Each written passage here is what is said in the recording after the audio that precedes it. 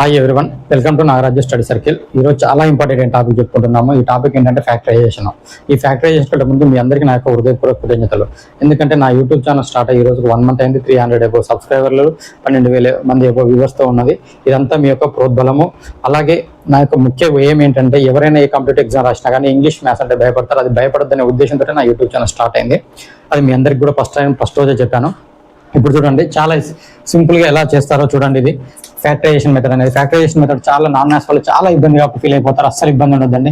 ఎంత పెద్ద ప్రాబ్లం వచ్చినా కానీ ఈ స్టైల్లో చేయండి. ఒకసారి చూడండి, 4200 42 into 100 అన్న 4200 కదా. ఈ 42 నేను రాయొచ్చు, 7 into 6 రాయొచ్చు. అంటే 7 into 6 అంటే 6 నేను రాయొచ్చు, 3 into 2 రాసుకోవచ్చు కదా. ఇప్పుడు చూడండి, 100 ఎట్లా రాస్తాను నేను? 100 ఎట్లా రాస్తాను? 25 into 4. 25 అంటే ఏంది? 5 square into 4 అంటే 2 square. ఇది ఫ్యాక్టరైజేషన్ మెథడ్. ఈ ఫ్యాక్టరైజేషన్ మెథడ్ ఏముంటాయి మనకు? ప్రైమ్ నెంబర్లతో ఫ్యాక్టరైజేషన్ మెథడ్ ఉంటాయి. 2 power cube అయితే, ఎందుకంటే ఇక్కడ 1 ఉంటుంది కాబట్టి 2 power cube, 3 power 1, 5 square and 7 power 1. This is the factorization method. అంటే అన్ని కూడా ప్రైమ్ నెంబర్లతో మనం మల్టిప్లై చేస్తే ఫ్యాక్టరైజేషన్ మెథడ్ అంటారు. ఇప్పుడు చూడండి, టోటల్ ఫ్యాక్టర్ అన్న టోటల్ ఫ్యాక్టర్ అంటే ఈ ఘాతాలు ఉన్నాయి. ఘాతాలకు 1 1 కూడండి. ఇక్కడ 3కి 1 కూడితే 4 అవుతుంది. ఇక్కడ 1కి 1 కూడితే 2 అవుతుంది. 2కి 1 కూడితే 3 అవుతుంది. 1కి 1 కూడితే 2 అవుతుంది. ఇప్పుడు చూడండి, 4 2 జా 8, 8 3 జా 24, 24 2 జా ఎంత 48. అంటే టోటల్ ఫ్యాక్టర్స్ ఎన్ని వస్తాయి అంటే 48 వస్తాయి అని అర్థం.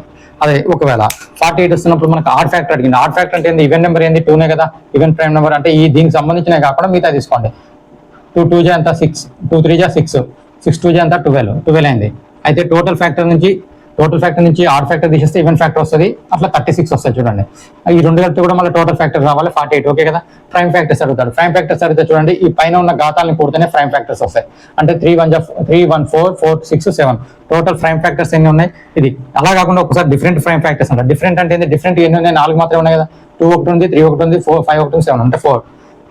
ఇదే అండి, ఇంతకంటే ఎక్కువ పెద్ద ప్రాబ్లం ఏమి ఉండదు. చాలా ఈజీ ఉంటుంది. థ్యాంక్ యూ అండి. జై హింద్, జై భారత్. ఇది ఖచ్చితంగా లైక్ చేయండి, షేర్ చేయండి.